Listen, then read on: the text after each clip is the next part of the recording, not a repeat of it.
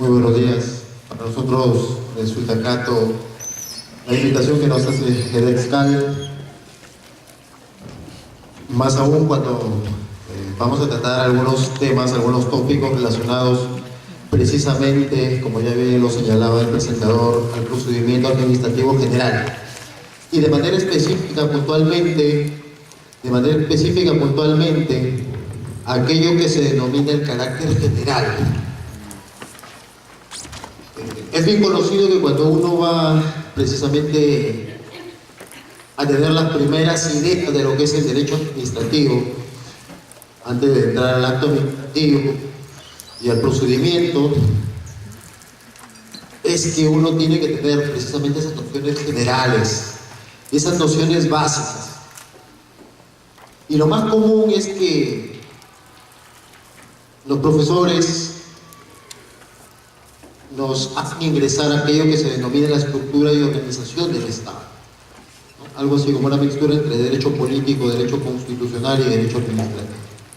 Pero nadie, y estoy muy seguro de mi afirmación, nadie nos explica por qué es que la ley de procedimiento administrativo se denomina general. Todos invocamos, y no me digan que no, todos decimos la ley de procedimiento administrativo general. La ley de procedimiento administrativo general por acá y la ley de procedimiento administrativo general por allá. Pero nadie precisamente repara en por qué se llama general. O sea, la pregunta o la duda, la interrogante en torno a la denominación general. Precisamente ese es el tema que vamos a tratar hoy. Les comento que es un tema donde no hay doctrina, tampoco hay jurisprudencia. Entonces es un tema virgen, es un tema novedoso, es un tema abierto al diálogo, al debate. Bueno, señalando lo anterior, vamos a precisamente a establecer que en principio el carácter general o de una ley de procedimiento administrativo se enfoca precisamente en regular diversos aspectos, diversos lineamientos que debe tener toda ley de procedimiento administrativo. Ese es el primer alcance. O sea, diríamos entonces que se trata, si queremos decirlo así, de una vocación universal, o como lo sustenta precisamente la Ley 39/2015, que es la Ley de Procedimiento Administrativo Común Española, precisamente regular los aspectos comunes o los aspectos generales o básicos. Miren qué interesante, ¿no? Nosotros empleamos el sentido general, los señores emplean el sentido común, ¿no? La lógica, el nombre común. Entonces, sea que se trate de una ley de procedimiento administrativo general como en el Perú, o sea que se trate de una ley de procedimiento administrativo común en España, ambas tienen como eje central de que regulan precisamente todos aquellos aspectos que deben regir necesariamente en una regulación jurídica de procedimiento. ¿Cuál es la idea? ¿Cuál es el fundamento de por qué no solamente denominar común o general a la ley de procedimiento, sino la filosofía que esto abarca?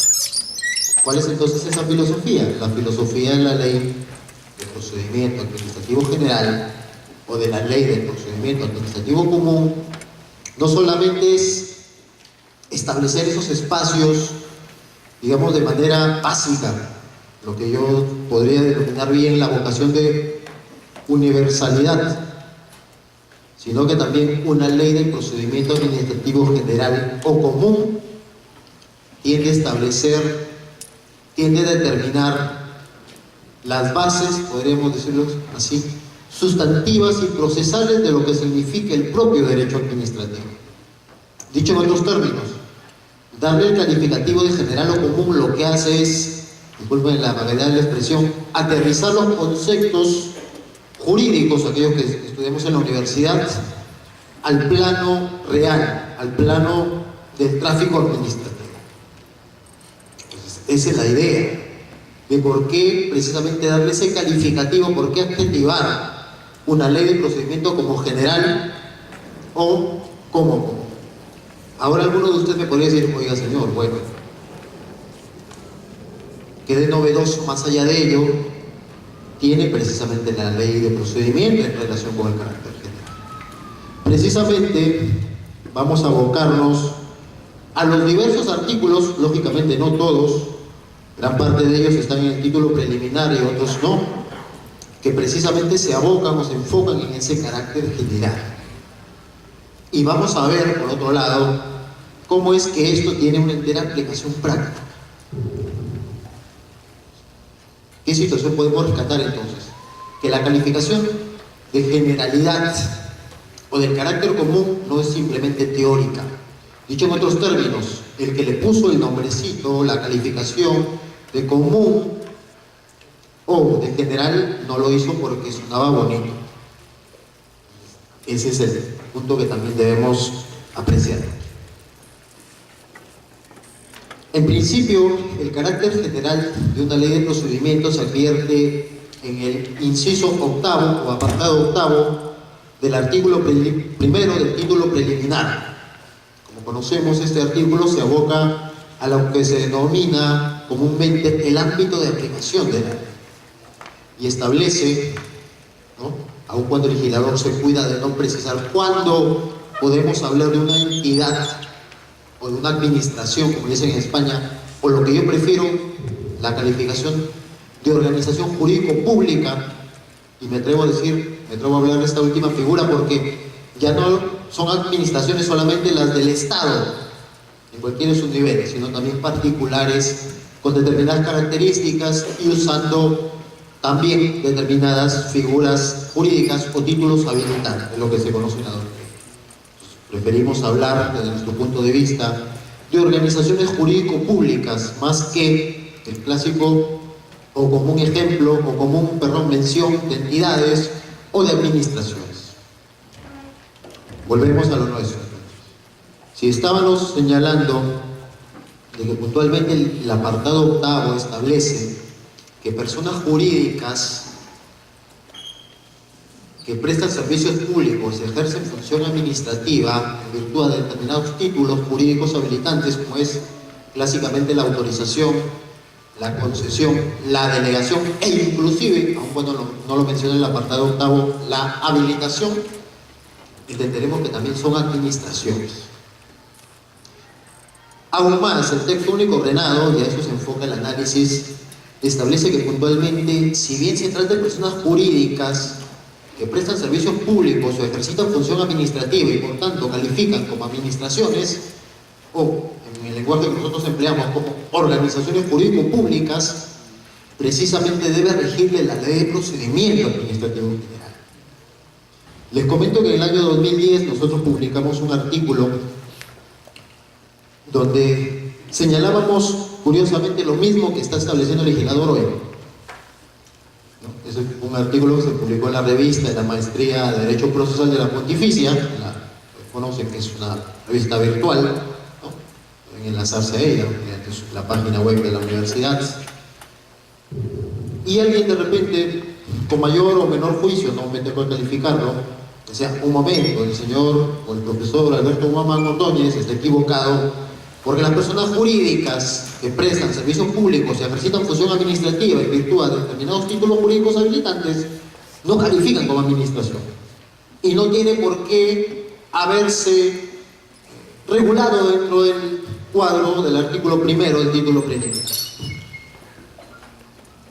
Nosotros sabemos que la confrontación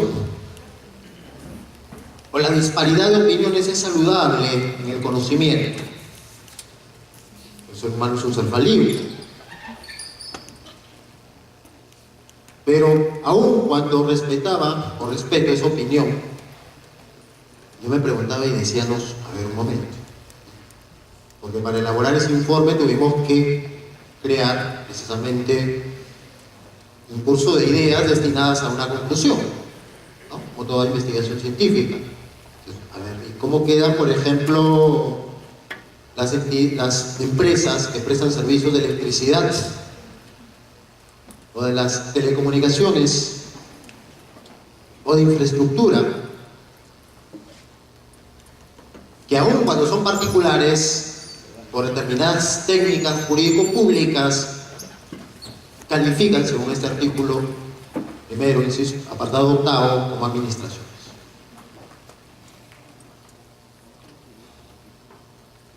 Entonces, para llegar a ese razonamiento, nosotros sosteníamos que precisamente no interesaba el servicio o la actividad que prestaban en esencia, porque el apartado octavo es excluyente, e incluso incluyente. O prestan servicios públicos, o ejercen función administrativa, o ambos a la vez.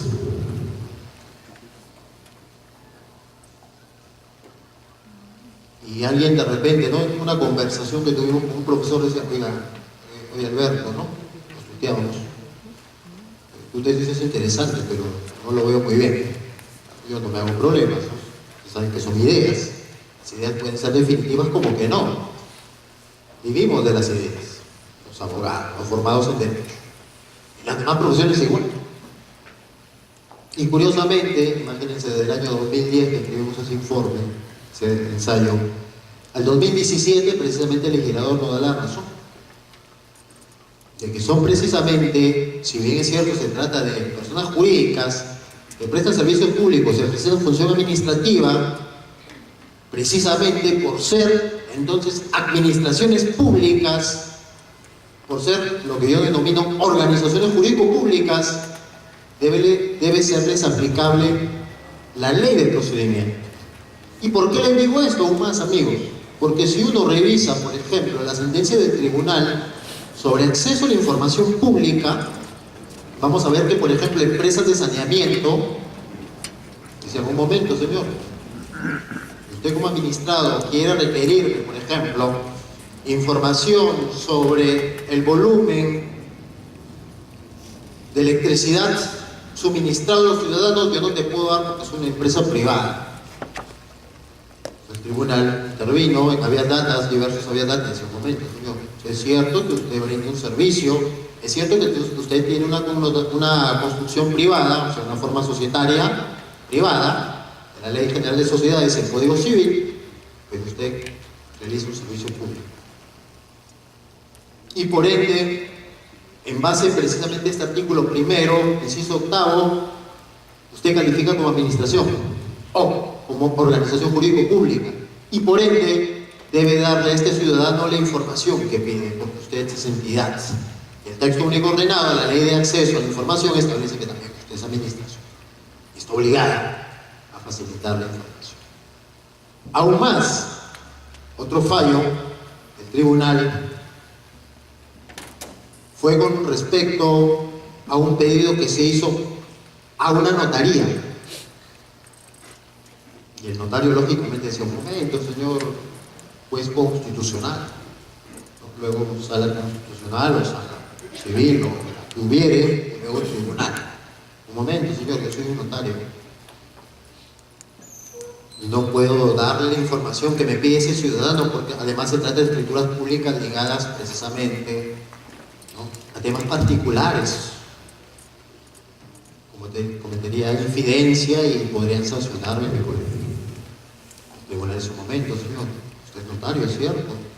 Usted es un profesional del derecho, decreto legislativo 1049, si mal no me equivoco, ley del notariado.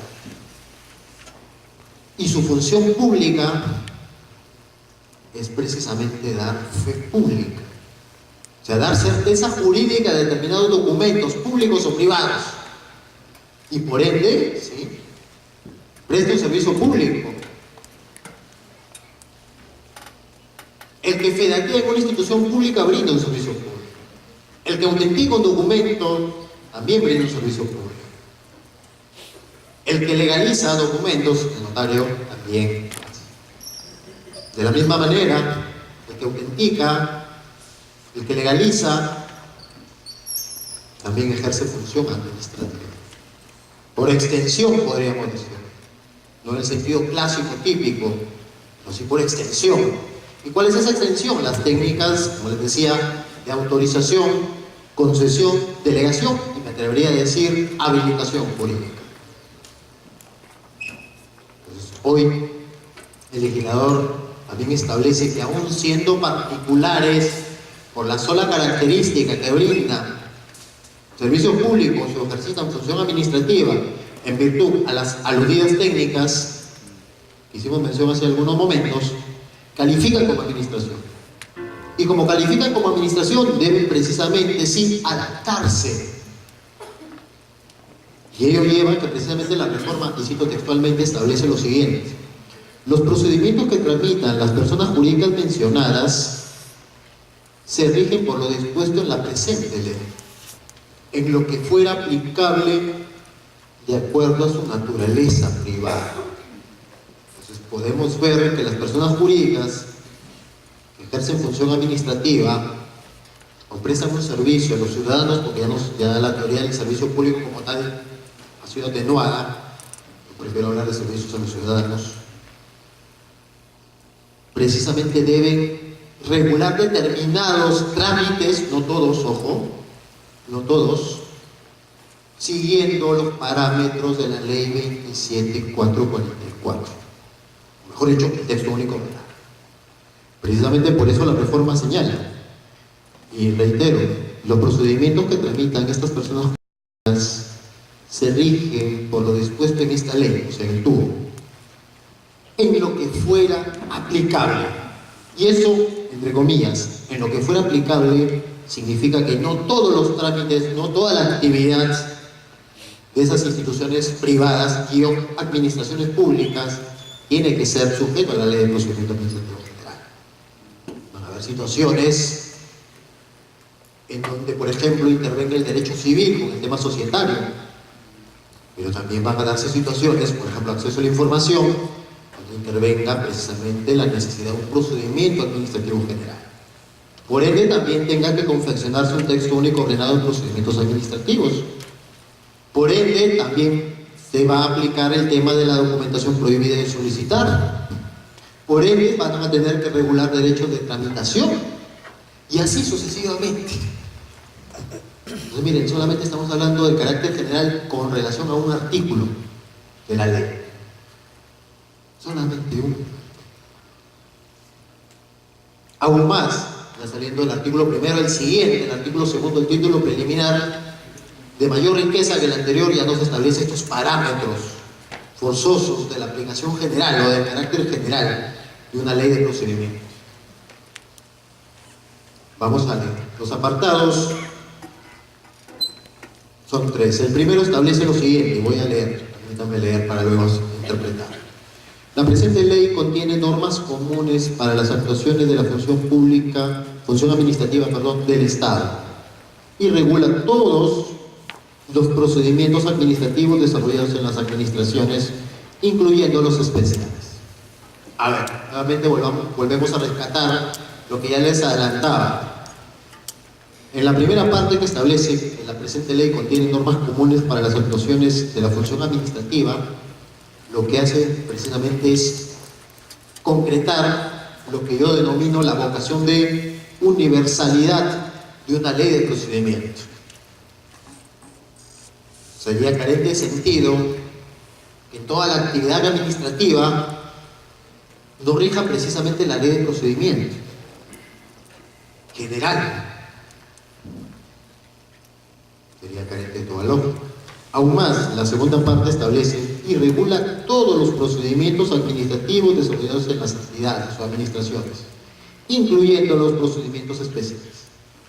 Quien se ha tomado el cuidado de hacer una comparación visual entre la ley 27444, podríamos decir así, original, y el texto único, vamos a ver que en este apartado la única reforma, entre comillas, es haber incluido la palabra todos, porque antes señalaba y regula los procedimientos administrativos desarrollados en las entidades. Ahora dice regula todos los procedimientos. Oiga, señor, pero dice todos, nada más. Parece como dicen, ¿no?, quienes analizan las leyes, parece una reforma cosmética. Parecería, sí, para quien no estudia el derecho administrativo, para quien no le apasiona el derecho administrativo. Pero para quien sí, va a poder precisamente enfatizar ese carácter de universalidad. Aún más, va a permitir precisamente que en la creación de procedimientos especiales la entidad que los crea no salga con este argumento. Oiga, señor, yo soy una entidad bajo leyes especiales y yo creo mis procedimientos con fórmulas distintas de aquellas establecidas en la ley 27444. ¿Cómo así, señor? A ver, yo lo estoy escuchando, no quiero entender. Un ejemplo. Por ejemplo, en materia de procedimientos administrativos sancionadores en paz, muchas instituciones creaban esta regla. Señalaba que el administrado que fuese identificado como un potencial responsable se iniciaban las actuaciones o diligencias preliminares de investigación para determinar responsabilidad sancionadora. Le notificaban con el acto administrativo o actuación administrativa de inicio de procedimiento y le daban 5 o 3 o la fecha que ellos tuviesen en sus instrumentos internos para que efectúen sus descargos. Y el mismo reglamento o instrumento interno decía más o menos lo siguiente, ¿no? El administrado tiene, ejemplo, 3, 5, 8 días para efectuar sus descargos. El no efectuar los descargos será considerado para los efectos del pronunciamiento administrativo. Constitucionalmente, ¿cómo lo leemos esa partecita, esa pequeñez? Lo que sostenía el pequeño legislador y mini legislador es, oiga señor, si usted está involucrado en un procedimiento sancionador, usted tiene las siguientes alternativas dentro de los plazos: hacer tus descargos, aportar prueba, o simplemente, abro y cierro paréntesis, independientemente de cualquier evento, no hacer tus descargos. Pero ojo, si usted no hace sus descargos, usted, a mí que soy administración pública, órgano instructor u órgano sancionador, me está dando la idea de que usted sí cometió la infracción. Lo que dirían los constitucionalistas, con lo cual está emparentado el derecho administrativo, presunción de culpabilidad. O sea, a ver, un momento. Yo soy ahora el administrador. O sea, señor administración, si usted me quiere decir que si yo, por X y causa, no puedo contestar, no puedo hacer mis descargos, ejemplo, no tuve para pagarle al abogado, mi abogado no conocía el tema de derecho administrativo, me fue difícil conseguir la prueba, no sé dónde está la prueba, etcétera, etcétera. Esa omisión, deliberada o no, de mi persona, juega en mi contra. El lenguaje, como les decía, el lenguaje constitucional es presunción de culpabilidad. Nosotros sabemos, lo ha dicho muchas veces el Tribunal Constitucional, que no puede presumirse ni implícitamente o establecerse explícitamente una presunción de culpabilidad, porque la regla es la presunción de inocencia, ¿cierto? Entonces, esa pequeña situación que les pongo como contexto es precisamente la que ha motivado que ahora el legislador diga, no, si se trata de una ley general es porque todos los procedimientos, inclusive los internos, lo que se denomina vulgarmente las actividades de administración interna, deben estar regulados por la ley 27444. Porque precisamente antes el funcionario decía, no, es ley general, déjalo pues, ¿no? Yo también puedo generar mi ley especial. Y el razonamiento más elemental propio del derecho procesal era, no, ley especial prevalece sobre ley general, ¿cierto? Son las máximas del derecho, los aforismos jurídicos. Ese razonamiento servía precisamente para generar posiciones de desventaja en el administrado. Entonces el legislador ahora, miren, con una palabrita, como decía Kishman, ¿no? Se cambia una sola palabra en las leyes y bibliotecas enteras se convierten en basura. Pero acá se cambia, en este caso, buenamente, se cambia o se añade una palabra y se remoza el carácter general del procedimiento administrativo. Ya tenemos solamente un inciso, miren, el artículo 2, que nos hace entender el carácter práctico de las reformas.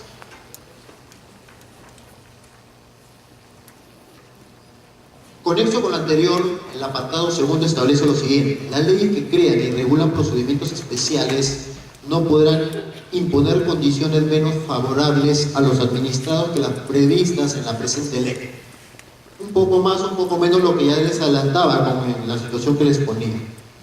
O sea, no porque tu administración pública estés habilitada mediante leyes especiales a regular procedimientos también especiales, quiere decir que tú te vas a apartar de la ley 27444. No puedes entonces establecer una aplicación supletoria, ojo, de la ley, o mejor dicho, del texto único ordenado con relación a tu procedimiento especial. Solamente en aquellos aspectos deficientes o incompletos, tú puedes darle un lugar secundario al texto único ordenado de la ley 27444.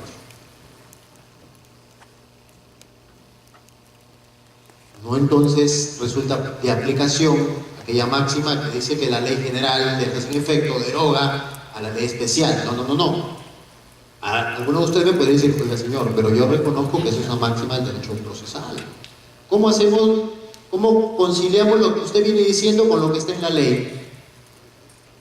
Recordemos precisamente que el derecho administrativo es, como lo señala García Enterrey y Fernández Rodríguez, es un derecho estamental, es un derecho estatutario, con reglas singulares, para personas singulares que se llaman el administrado, el tercero, el interesado también, y la administración pública.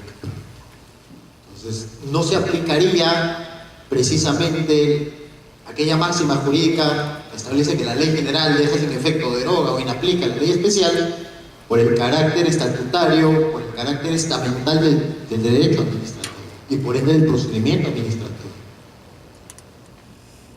Porque, ojo, recordemos adicionalmente que la regla del derecho procesal, con la cual siempre venimos formados en las universidades, en el caso del procedimiento no se aplican de manera primordial, se aplican de manera auxiliar, de manera complementaria. Pues también siempre hay que tener un cuidado. Pasamos precisamente al artículo tercero, la finalidad de una ley de procedimiento. O sea, ¿por qué? ¿Por qué hay una ley de procedimiento? Hay una ley de procedimiento precisamente por la vocación objetiva, subjetiva del derecho administrativo. Objetiva en cuanto sigue los lineamientos de un debido proceso formal. Y subjetiva porque ahora es pensado el derecho administrativo en función a los ciudadanos. Ustedes revisen, acá en la biblioteca de San Marcos hay textos interesantes. Revisen un libro de derecho administrativo de hace 30, 40 o 50 años, por ejemplo, el libro de derecho administrativo de Navas Negrete, un mexicano, para darles solamente una idea. Gran parte de su confección es precisamente pensado en cómo se organiza la administración, y poco se habla de la protección del ciudadano. Textos anteriores, mucho peor. Hoy el legislador, establece la vocación subjetiva del derecho administrativo, que significa que el derecho administrativo tiene que estar pensado en función al ciudadano, en función a las personas, porque sin las personas no habría derecho administrativo. Se exige precisamente esta vocación objetiva, subjetiva del derecho administrativo. ¿Y por qué le señalo esto? Porque precisamente el artículo tercero establece, permítame la lectura, que la ley de procedimiento determina el régimen jurídico aplicable para que la administración pública sirva a la protección del interés general. ¿Qué es el interés general? Lo ha dicho el tribunal en la sentencia 0090-2004-AA, se lo amparo, el -TC. Una frase para mí impecable y muy interesante. El interés general es aquello que concierne a todos. Así de simple, dice el tribunal. Pero es una frase de una belleza, de una riqueza muy fuerte, porque precisamente es eso. El interés general somos todos. El interés general en que las compras públicas se hagan adecuadamente, el interés general de que los funcionarios deban cumplir con el perfil del puesto, el interés general de que solamente se declare una situación de desabastecimiento en situaciones de riesgo o peligro, precisamente asegura que se utilice adecuadamente el dinero del Estado. Precisamente asegura que los fondos, los presupuestos públicos lleguen a las personas. Precisamente eso también depende, en el caso de nuestras universidades públicas, de que las personas tengan las vacantes que tengan. Porque las vacantes están en función de la disponibilidad que tiene la universidad de costearlas. No es que la universidad convoca, dice, a ver, 100 postulantes a derecho, pero por ejemplo el presupuesto le dice, oiga, señor rector o señor decano, tenemos dinero para solamente 20 alumnos. Entonces, para eso es el interés general, no es solamente una frase técnica o doctrinal, tiene un basamento también real. Entonces, a eso se enfoca precisamente la ley de procedimiento administrativo general, a la protección del interés general, o normalmente que se denomina el interés público. Y rescata lo que ya les adelantaba, el carácter objetivo, subjetivo del derecho administrativo, garantizando los derechos e intereses de los administrados. Pero no a cualquier precio, ojo, con sujeción al ordenamiento jurídico y constitucional en general. Precisamente lo que en la doctrina hoy se denomina el principio de juridicidad administrativa, lo que no es clásica. De manera clásica se nos ha enseñado como el principio de legalidad administrativa, ¿no? Que es el nacimiento precisamente del derecho administrativo. Crear una organización que sirva a la ley y no a los hombres, como decían los revolucionarios del 79, del 89, 1789. El cambio de la legalidad a la juridicidad se da luego en la Segunda Guerra Mundial. Precisamente cuando el nacionalsocialismo utiliza las leyes para establecer restricciones inhumanas sobre determinados grupos, los gitanos, los judíos, los húngaros, etcétera, etcétera. Los vencedores dicen, no, un momento, a ver, la administración también ha generado daños sobre los administrados. Les comento, abro y cierro paréntesis. En el periodo del nacionalsocialismo, según uno de los biógrafos de Hitler, que se llama Ian Shaw, su biografía se llama simplemente Hitler, establece que en el nacionalsocialismo se expidieron un aproximado de 1800 leyes administrativas para restringir los derechos de estos grupos humanos, gitanos, judíos, húngaros, bálticos, etcétera, etcétera. Y ese es el escenario precisamente que lleva a que los vencedores de la Segunda Guerra Mundial digan, no, un momento, a ver, los teóricos ya no vamos a hablar del principio de legalidad, porque por la legalidad se han cometido crímenes contra la humanidad. Vamos al principio de juridicidad administrativa. Algunos de ustedes me podrían decir, oiga señor, ¿y cuál es la diferencia? Legalidad, juridicidad, es lo mismo. No, un momento. Ojo, que todo cambio, toda figura jurídica tiene una filosofía. ¿Y cuál es la filosofía de la juridicidad administrativa? La filosofía de la juridicidad administrativa es que la administración, sin dejar de deberse a la ley, ojo, sin dejar de deberse a la ley, encuentra soporte en la Constitución. Ojo, que el principio de juridicidad, o sea, las bases de la legalidad y la juridicidad, no significa decirle a la ley, no, simplemente te quedas en la puerta. No. Pues sabemos que las actividades de toda la administración tienen que continuar con las leyes. Todavía no hay un instrumento que la haya desplazado. Pero ahora, en el escenario actual, o mejor dicho, desde el escenario de la Segunda Guerra Mundial hacia adelante, hasta hoy, dice, no, la actuación o la actividad administrativa debe estar en consonancia con la Constitución. ¿Y cómo se expresa la consonancia con la Constitución? Con los derechos fundamentales, con la teoría del especial deber de protección que estableció el Tribunal Constitucional peruano, con la famosa sentencia Ociptel, con la famosa sentencia del derecho a la salud, en el caso de esta señora que tenía SIDA y el Ministerio de Salud le negaba los antirretrovirales. Con el caso también ligado a los LGTBI, donde precisamente un policía se iba a casar con una persona hermafrodita y el comando de la policía le dice: oiga señor, usted no se puede casar con esa persona. ¿Pero por qué? Porque esto afecta el honor policial. Y según el artículo 168 de la Constitución, eso decía la institución pública, el Ministerio del Interior, ¿no? O sea, afecta el honor, el decoro policial. Se lo analiza un momento. Es cierto que hay un estamento del Ministerio del Interior, un estamento policial, hay una estructura organizativa, pero tú no puedes limitar el derecho al libre desarrollo de la personalidad de ese policía, que se tiene que hacer con una persona.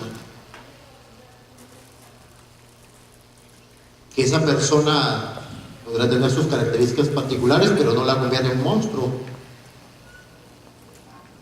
Entonces, desde allí se lee, miren, interesante el principio de juridicidad.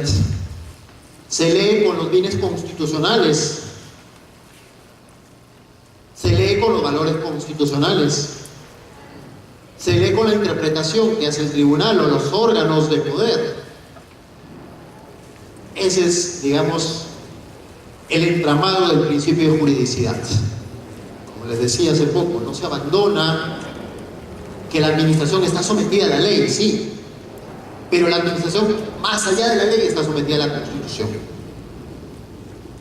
Hace poco, por ejemplo, como expresión del principio de juridicidad, el Tribunal Administrativo Previsional, el TAP, porque también hay otro TAP, que es el Tribunal Administrativo de la Propiedad de COFOPRI, el Tribunal Administrativo Previsional ha emitido 5 resoluciones donde establece que es posible, sin necesidad de irse a juicio, obtener una pensión de jubilación, en su variante de pensión de viudez, respecto a las uniones de hecho. Hace 10, 15, 20 años eso no lo hubiera hecho ningún tribunal. Un tribunal hubiera dicho: a ver, la Constitución dice que el matrimonio es esa unión estable entre varón y mujer para hacer una vida en común con fines específicos, y el Código Civil dice eso. No dice la unión de hecho. No, improcedente. Vaya, si gusta el contencioso o el amparo. Ahora, hoy, 2017, un tribunal administrativo está diciendo sí. Y si gustan, lean esa sentencia, ese pronunciamiento, más o menos tiene 10, 12 hojas, riquísimo, en materia de derechos sociales y económicos. Este tribunal administrativo se despacha, si queremos decirlo así, y dice: no, momento, el Estado social, el Estado constitucional de derecho, también hay que proteger los derechos fundamentales. Y eso implica que si este ciudadano, este administrado, me está demostrando que tuvo unión de hecho con otro administrado, le corresponde la pensión de jubilación, yendo más allá de lo que dice la Constitución y lo que dice el Código Civil, aplicando la teoría de la equiparación de la unión de hecho al matrimonio. Es interesante, o sea, no es pura teorización. Tiene un basamento, tiene una filosofía real, específica, explícita. Sino que muchas veces cuando nos enseñan derecho administrativo, nos enseñan todo tan dogmático que en realidad no encontramos ejemplos. Y termina siendo uno de los cursos más aburridos. O bueno, vamos porque es prerequisito de otro. O vamos a ver, de repente ahí, mientras el profesor está hablando solito, como loquito, yo voy trabajando en mi computadora. Pero luego cuando ya estamos en el litigio, o trabajamos en un estudio, y nuestro jefe nos dice: oiga señor, necesito que me responda o me rebate esta resolución mediante un recurso, lo quiero para ayer. Ahí te das cuenta precisamente de qué cosas pudiste aprender del derecho. Y todo lo que no pudiste aprender en un ciclo o en un año, dependiendo si se trata de una universidad pública o privada, tienes que aprenderlo en una noche. Si de rato imprimes la ley de procedimiento, buscas doctrina, de rato te conviertes en un administrativista de la noche a la mañana, por la necesidad. No digan que no. Como dicen los mexicanos, pasan las mejores familias. Es cierto. Es precisamente expresión esto de la llamada finalidad. Es más, precisamente este artículo, que también se aboca al carácter general del procedimiento, fue recogido en la famosa sentencia Salazar y Arlenque, que como ustedes recordarán, fue aquella sentencia en donde el tribunal, aun cuando no fueron los fundamentos más adecuados, se atrevió a sostener de que las administraciones públicas podían ejercitar control difuso. No es un tema que vamos a tratar ahora, ¿no? Pero sí volvemos a rescatar, repetimos, que este artículo 3, que tiene un fundamento constitucional en la sentencia 3741-2005-AA, la elección de amparo del HTC, tiene un correlato específico. El que no se puede, por el carácter general del procedimiento, más allá de los fundamentos del precedente, no se puede limitar el derecho de un administrador a cuestionar impugnativamente una decisión administrativa a un pago previo, que es lo que en la doctrina se denomina el famoso solve et repete, la prohibición del solve et repete. Ahí vemos nuevamente en este artículo 3 y su fundamento jurisprudencial el carácter general del procedimiento administrativo.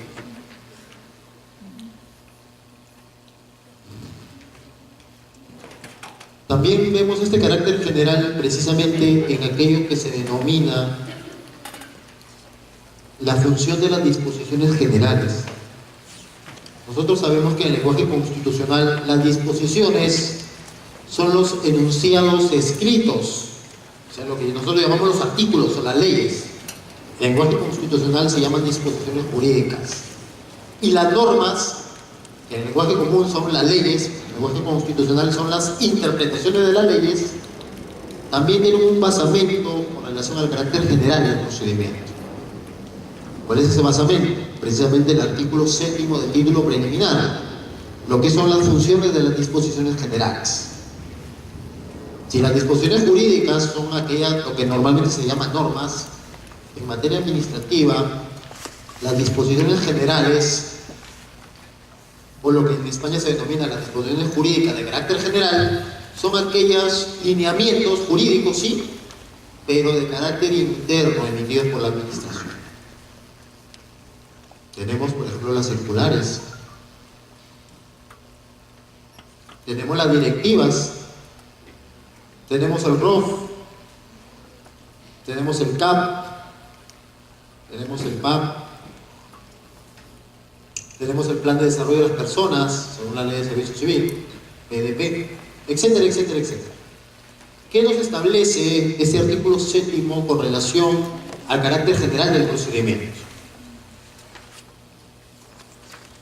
Lo siguiente. Primero, que estas disposiciones no pueden crear obligaciones nuevas a los administrados.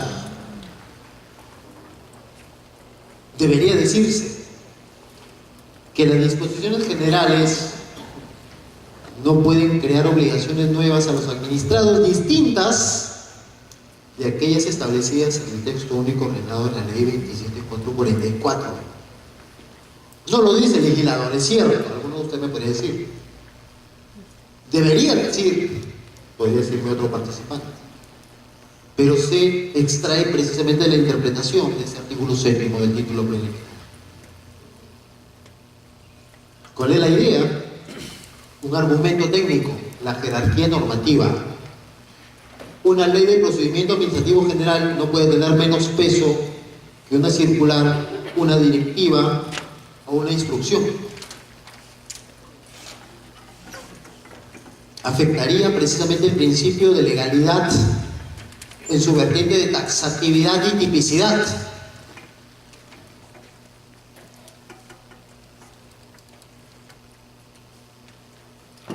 La función de las disposiciones generales es servir de soporte a una ley de procedimiento administrativo general, y no que las disposiciones generales se sirvan de una ley de procedimiento administrativo. La ley está por encima, siempre y cuando sea conforme a la Constitución, el principio de juridicidad. Entonces, aquí nuevamente se aprecia el carácter general del procedimiento.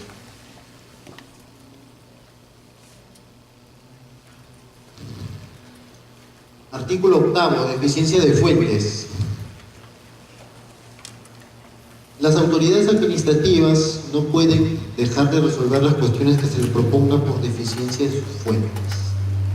Conocemos que las fuentes, tanto en el lenguaje común como en el jurídico, son aquellas figuras, aquellos instrumentos de donde nace algo, de lo cual se tiene soporte sobre. Entonces, en este artículo 8, implica que las administraciones, las organizaciones jurídico-públicas, no pueden dejar de resolver lo que normalmente en el ámbito jurisdiccional se denomina el iura nobis curia. El juez, en este caso la administración, conoce el derecho. Y si conoce el derecho, no puede abstenerse de resolver, basando su razonamiento precisamente en que no hay fuentes. Y eso convoca precisamente a que se acudan los principios del procedimiento establecidos en el TUO a otras fuentes supletorias de derecho administrativo, la doctrina, la jurisprudencia,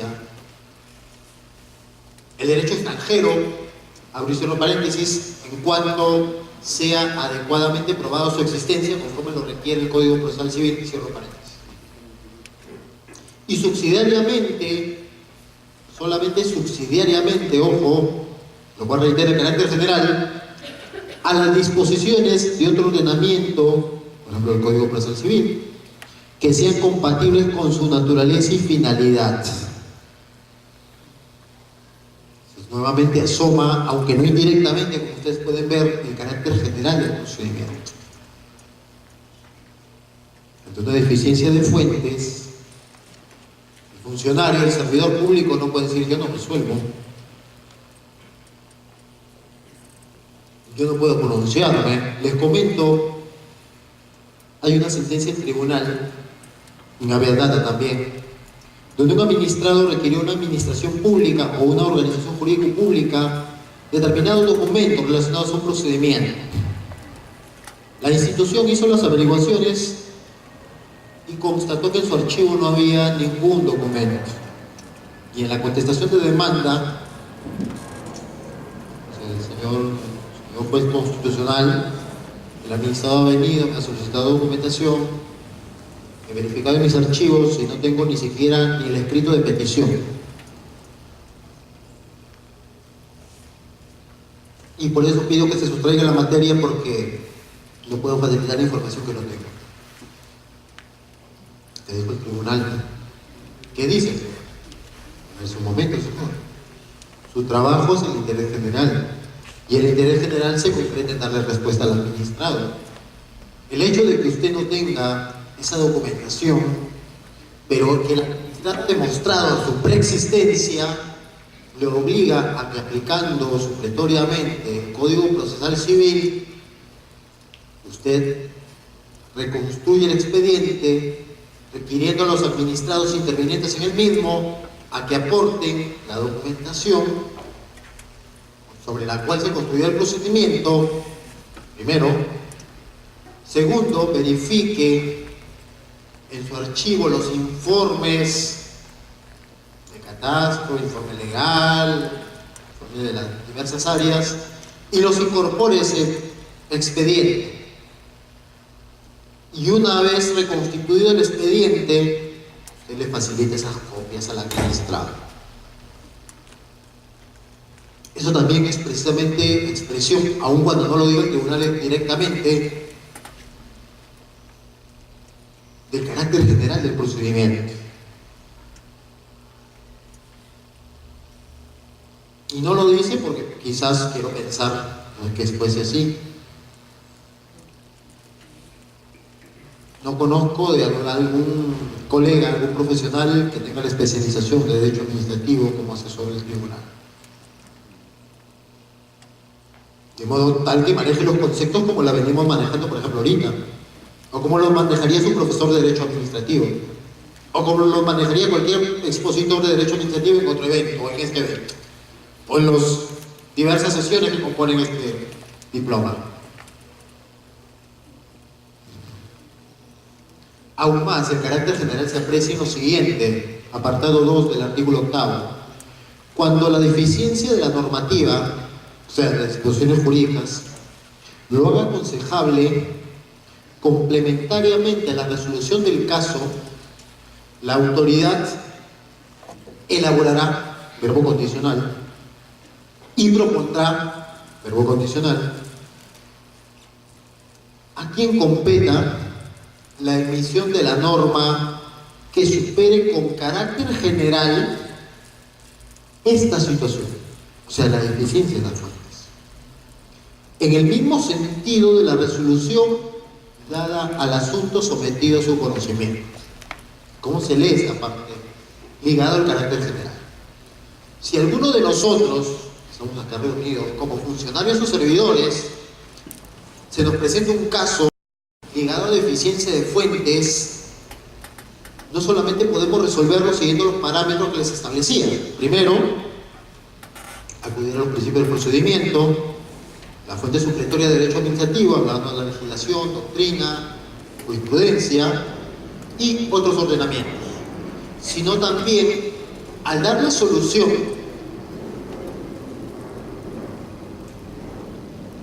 esa misma solución la proponemos al titular de la entidad.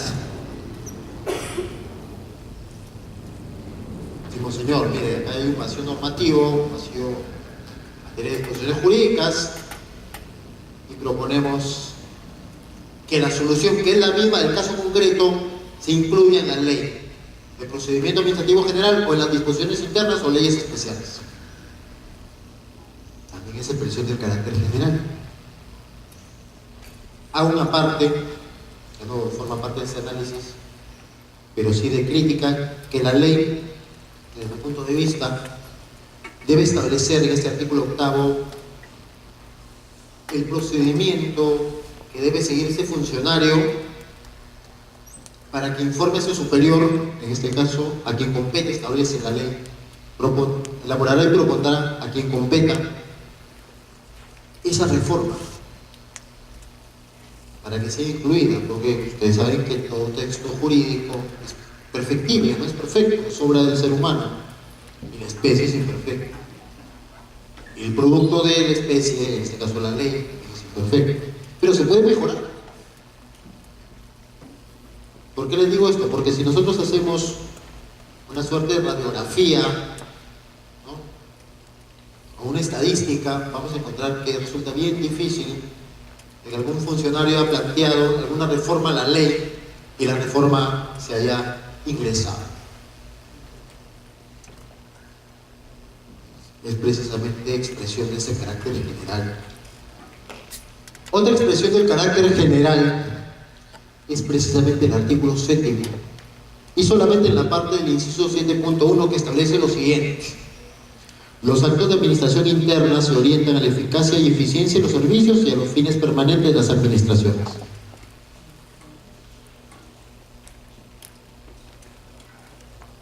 A ver, ¿qué son los actos o las actuaciones, que yo prefiero denominarlas? Las actuaciones de administración interna son aquellas actuaciones administrativas, ¿sí?, que pueden contener una declaración de voluntad, de juicio, de deseo o de conocimiento de la administración, y en eso casi se parecen a los actos administrativos, pero que tienen efectos jurídicos internos. Un memorándum, donde a mí se me llama, por ejemplo, la atención por llegar tarde o por acumular un determinado número de faltas como personal de la administración, es una actuación de administración interna. Es una declaración de voluntad de la administración. Es una declaración de juicio de la administración. Y es una declaración de deseo de la administración. Pero los efectos jurídicos no son externos, porque si fuesen externos son acto administrativo, artículo 1º. Efectos jurídicos son en relación a mi persona como personal, como parte de la organización administrativa. Y aquí también se aprecia el carácter general. ¿Cómo así, señor? A ver, quiero entenderlo. Usted nos está diciendo que las actuaciones de administración interna se parecen al acto administrativo, es una declaración de juicio, conocimiento, deseo de la administración. También producen efectos jurídicos, pero el único detalle es que los efectos jurídicos se quedan en la casa, en la administración. Son internos. Los externos es el acto administrativo. ¿Cierto? ¿Y cómo eso se enlaza al artículo, cómo eso se enlaza al carácter general del procedimiento? Precisamente con la famosa sentencia, que de repente han escuchado, 0895-2001-AA/TC. La famosa sentencia Rosado Adanaque. Si de repente ustedes no se ubican todavía, la famosa sentencia objeción de conciencia. De repente en esa parte se la han escuchado. Se trata de un caso precisamente en Chiclayo, nuestra tierra, donde el médico Lucio Valentín Rosado Adanaque es adventista, y digo es porque sigue trabajando, está vivo todavía. Y la institución pública de salud, el Hospital Almanzora Aguinaga Senjo, conocía de su credo. Todo el mundo sabía que este médico el día sábado, que es un día sagrado, ese culto, no iba a ningún evento, se iba a consagración. Todo el mundo aceptaba ese comportamiento administrativo, comportamiento tolerable. Como siempre pasa en las organizaciones, viene alguien nuevo y pregunta, oiga, señorita, por ejemplo, ¿no? Señorita, doctora o enfermera, el médico Rosado Adanaque, bueno, señor, no ha venido. ¿Y por qué no ha venido? Pues el señor es adventista, sábado es su día sagrado. Y el superior, ojo que esto está en la contestación de demanda, y esto lo menciona el tribunal, el superior dice, o sea, eso quiere decir que yo que soy católico no debo venir el domingo, porque el domingo es mi día sagrado, pero el domingo tengo turno, tengo guardia. Y eso lo dice la contestación de la demanda y la sentencia del tribunal. Dice, no, hay que sacarlo al señor, porque el señor no tiene corona, como se dice vulgarmente en el nombre. O sea, ¿por qué yo que soy católico tengo que venir el domingo y por qué él es adventista no viene el sábado? Como hay esa imagen de Kiko, ¿no? A su lechiza. Lo sacan a este señor y el señor plantea un amparo constitucional. Finalmente el señor regresa, pero lo interesante, ligado al carácter general, es que el tribunal establece lo siguiente, voy a leer.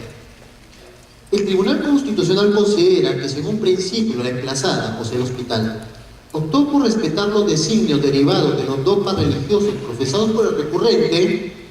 No existen razones legítimas para que con posterioridad se decidiera cambiar de opinión. Este criterio, desde luego, no significa que el tribunal desconozca el jus variandi del empleador, pero, en atención a su carácter de derecho fundamental, derivado del principio de dignidad humana, para que se realizara tal cambio, era preciso que se observara un mínimo de razonabilidad en los fundamentos del cambio. Y es que, de conformidad con el artículo 7, numeral 7.1 de la ley 27444, estamos analizando, los actos de administración interna en el sector público se orientan a la eficacia y eficiencia, no habiéndose acreditado en autos si el acto ejecutado en contra del recurrente se ha orientado hacia tales propósitos o principios. Por lo que el tribunal estima que el proceder del hospital es irrazonable y desproporcionado. Lo que ya hablamos hace poco, ligado al artículo 7, que es precisamente la función de las disposiciones generales. Las autoridades superiores no pueden crear obligaciones nuevas a los administrados. En este caso, el administrador, el médico Rosado Adanaque. También ahí se aprecia precisamente el carácter general. No lo dice específicamente el tribunal. Se infiere del análisis del carácter general. El carácter general también aparece, ya saliendo del título preliminar, en el artículo 18, reformado también, la obligación de notificar, que se liga precisamente a la figura de la eficacia administrativa, que establece el inciso primero lo siguiente: la notificación de las actuaciones administrativas se realiza de oficio y su debido diligenciamiento es competencia de la administración que lo dictó. La notificación debe realizarse en día y hora hábil, salvo regulación especial diferente o naturaleza continuada de la actividad. ¿Qué nos quiere decir? ¿Qué nos proyecta el carácter general? El carácter general ligado a este artículo nos dice: un momento, señor, si usted tiene que poner de conocimiento de un administrado una decisión administrativa, como fundamento básico ligado al carácter general de la ley de procedimiento, usted debe hacerlo en día y hora hábil, obligatoriamente, exceptuando dos supuestos. El primero es la regulación especial diferente, o sea, que existan leyes especiales que establezcan la notificación en cualquier momento. Ejemplo, el famoso cedulón, que te lo pones si es posible hasta las 9 de la noche. Tú no puedes plantear ninguna nulidad. Me darán la razón los que estudian Derecho Tributario. O por la naturaleza continuada de la actividad de fiscalización de la administración, que habrá sido introducida precisamente en el texto único ordenado. La discoteca El Bailarín Festivo, por ejemplo, por darle un nombre, son las 12 de la noche y abrió sin licencia. Los funcionarios del áreas verifican y hay esta nueva discoteca y no tiene licencia. Son las 12 de la noche, casi para la 1. El gerente de fiscalización está contando los borreguitos cuando se duerme. El subgerente de fiscalización, por el día anterior, se reunió con sus amigos y ahorita está descansando para disfrutar su fin de semana bonito. Lo llama el gerente y le dice: tenemos que salir. Ya están los policías, ya están serenados. Se van a la discoteca y el dueño, el gerente, el administrador le dice: señor, si usted me viene a cerrar, y acá está la decisión de cierre, usted no puede hacerlo porque, conforme al carácter general del procedimiento, tiene que hacerlo en día y hora hábil. El gerente, su gerente, el asesor, le responde: un momento, señor, el carácter general contiene como excepción el que si la actividad de la administración es continuada, porque la actividad de fiscalización nunca para, esta notificación es válida. Y está bien notificado. Si usted lo gusta, lo recibe o no, es cosa de ustedes. Ya digo, nosotros levantaremos el acta correspondiente.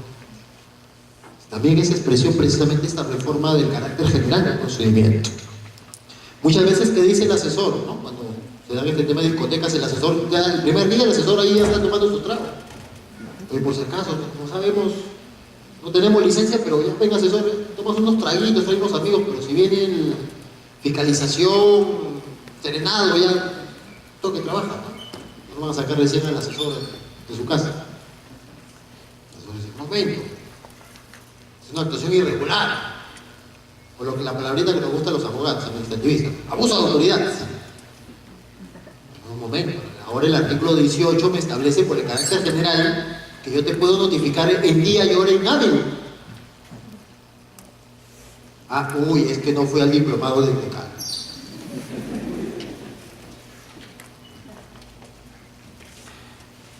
Precisamente lo que ya les adelantaba un poquito. El artículo 237, definición de la actividad de fiscalización. Les voy a leer la parte que es de interés. Inciso 237.2. Independientemente de su denominación, las disposiciones especiales que regulen la función o la actividad de fiscalización se interpretan o aplican en el marco de lo que las disposiciones comunes, o sea, la 27.444, determinan, aun cuando conforme a su marco jurídico legal sean ejercidos por personas naturales o jurídico-privadas. Otro dato básico del carácter general de la ley de procedimiento. Nosotros sabemos que con anterioridad a la reforma no existía un capítulo, ni siquiera mención alguna directa o indirecta al tema de la fiscalización administrativa, que es precisamente ligado a una de las potestades también de mayor fortaleza en la administración pública, o en el derecho administrativo, que es la famosa actividad inspectora o actividad inspectiva. Miren, curiosamente esta preexiste, ¿no? Los fiscalizadores, por ejemplo, la inspección de trabajo, la inspección en materia de hidrocarburos, dos ejemplos básicos. La inspección en materia de seguridad y salud del trabajo, tres ejemplos prototípicos. Pero qué curioso es que una ley de procedimiento administrativo general no tenía un capítulo sobre fiscalización.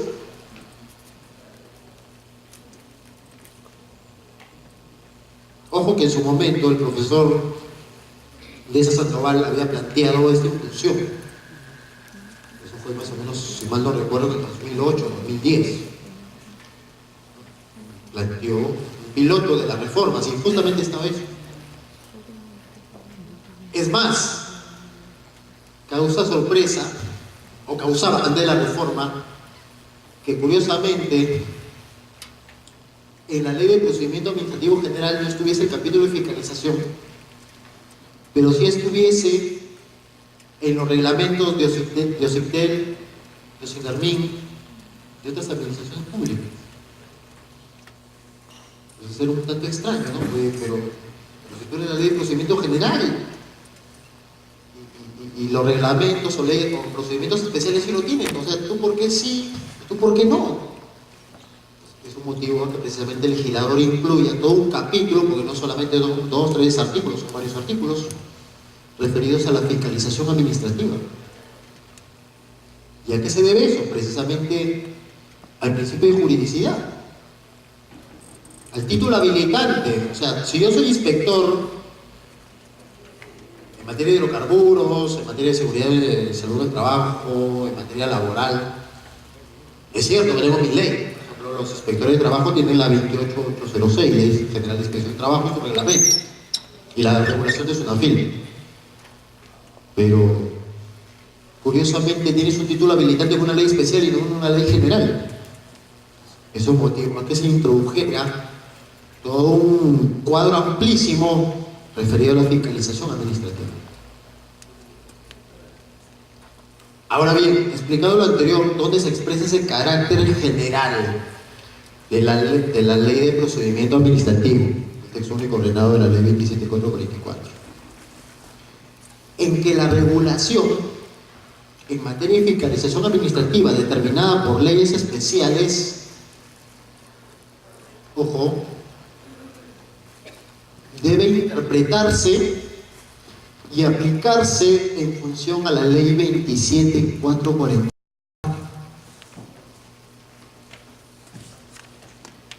No dice, no doy mucho detalle de esto, no dice debe realizarse, sino dice debe interpretarse y aplicarse. ¿Eso qué implica? Dos tesis. La primera tesis, que yo le llamo predominante, es que el legislador especial, el mini legislador, pues el que crea los reglamentos, ¿ya?, en cada administración pública en materia de fiscalización, puede crear sus propias reglas. Pero aún cuando se trata de reglas especiales, debe interpretar esas reglas especiales dentro del marco de la Ley de Procedimiento Administrativo General.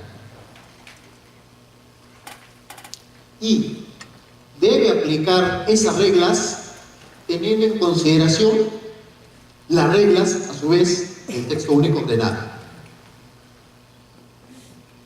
Esa es la tesis predominante o literal, que podríamos denominarle literal.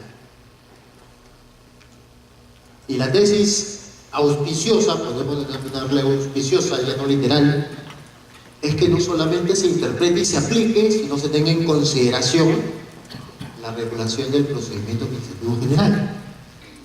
Porque de allí pues el nombre general, como les comentaba al empezar, precisamente para evitar que la actividad de fiscalización, que es una actividad riesgosa con el administrado, es una actividad donde está, digamos, pende de un hilo la figura de la coacción administrativa, y donde podría eventualmente presentarse las vías de hecho administrativas, debe regularse precisamente por el carácter general.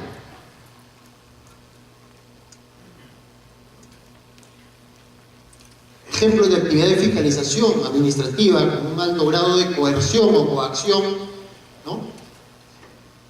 Bueno, no sé si ustedes supieron en algún momento en Chiclayo, una noticia nacional, hay una calle que nosotros tenemos donde venden puros CDs piratas.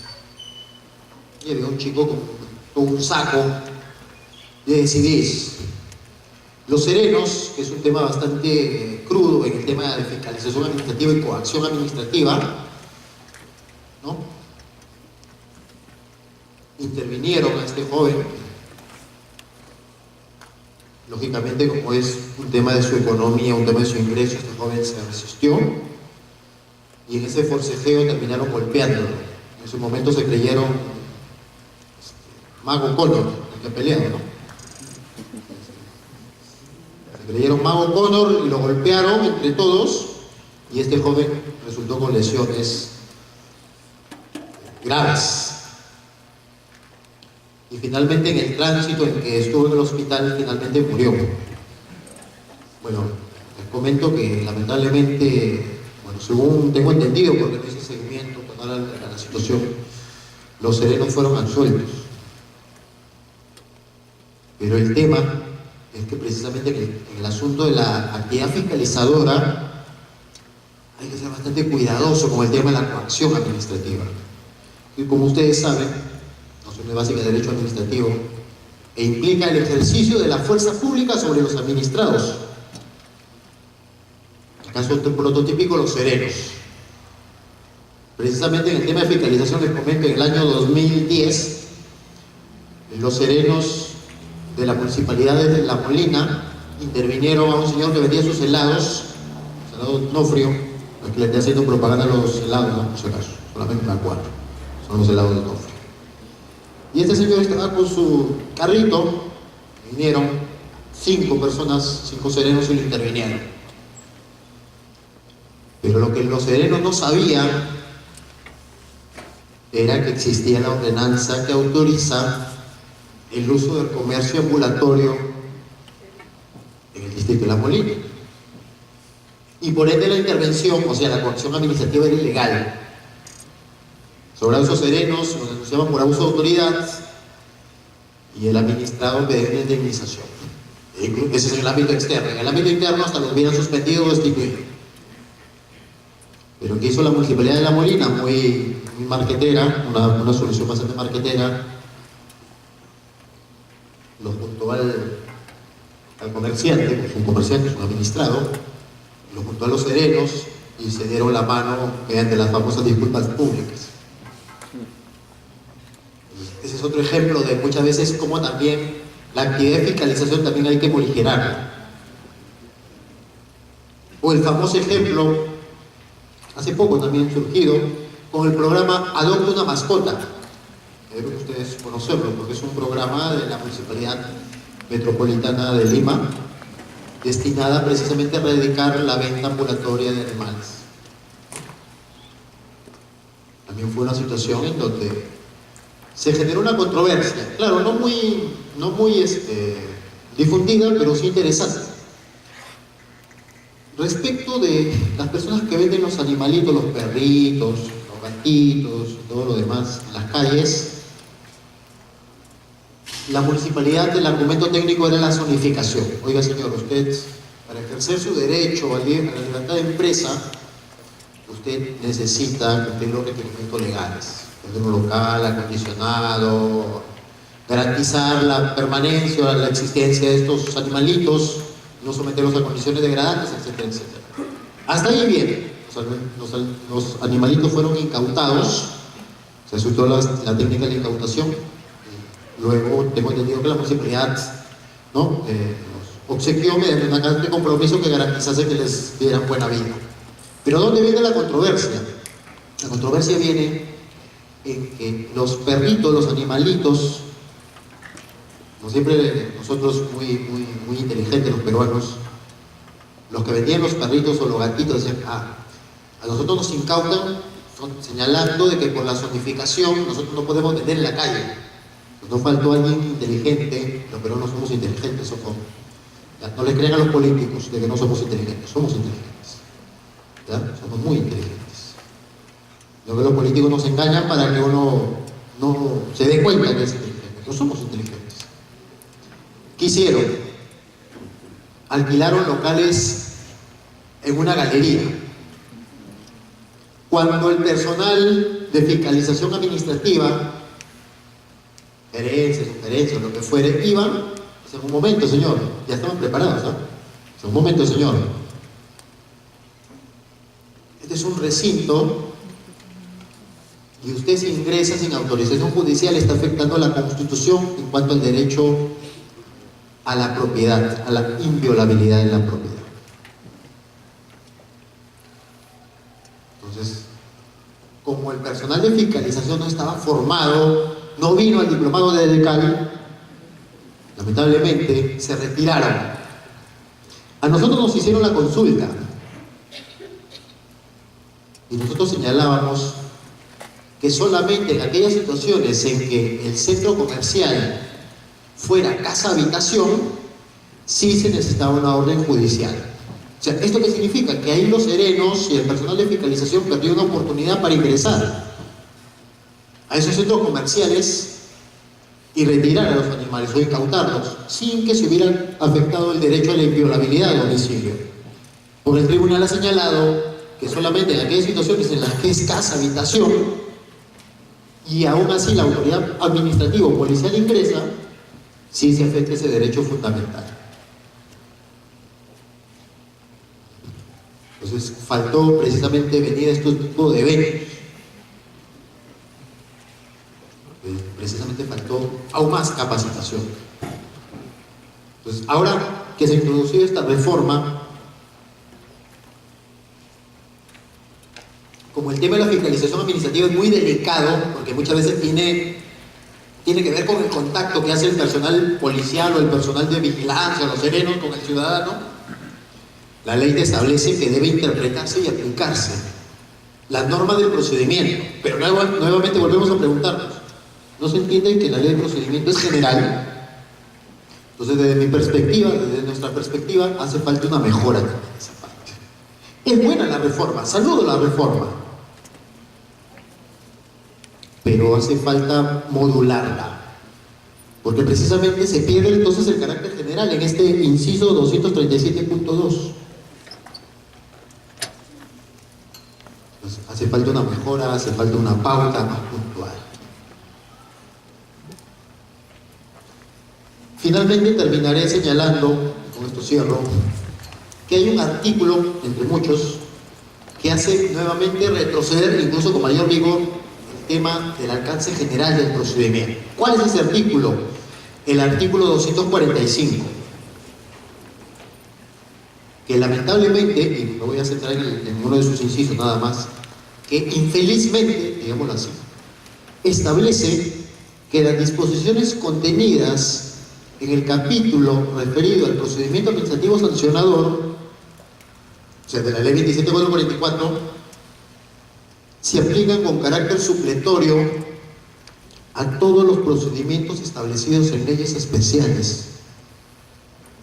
A ver un momento, pero no estamos hablando del carácter general. ¿Por qué precisamente darle un carácter supletorio a un tema administrativo que también es delicado, que es el procedimiento administrativo sancionador, donde también hay una fuerte intervención de la administración sobre los ciudadanos?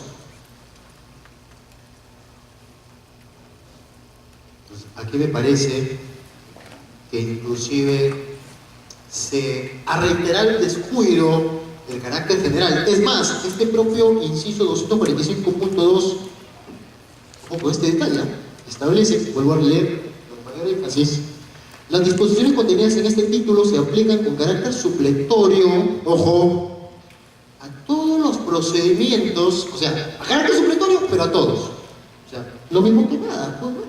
Es como decir, préstame tu lapicero, sí, pero no lo uses. ¿Qué sentido tiene? Establecidos en leyes especiales, y acaba la norma con nombre propio, incluyendo los tributarios. sentido tiene establecer un alcance general cuando precisamente en un tema bastante sensible que son los procedimientos administrativos sancionadores, la ley general se va a aplicar supletoria? Entonces no es ley general, pues.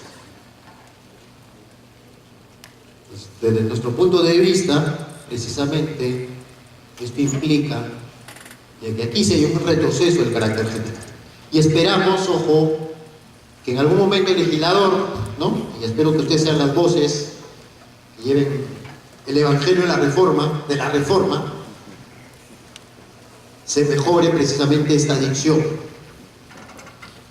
Porque como hemos podido ver, ese adjetivo de lo general no está ahí porque al legislador le pareció bonito poner la palabra. En Perú general y en España común, sino porque son normas o son disposiciones en el lenguaje constitucional, son disposiciones que podríamos denominar uniformizadoras de la actividad administrativa. Y si son disposiciones denominadas uniformizadoras, deben tener precisamente un entero carácter transversal. Muchas gracias, mis amigos.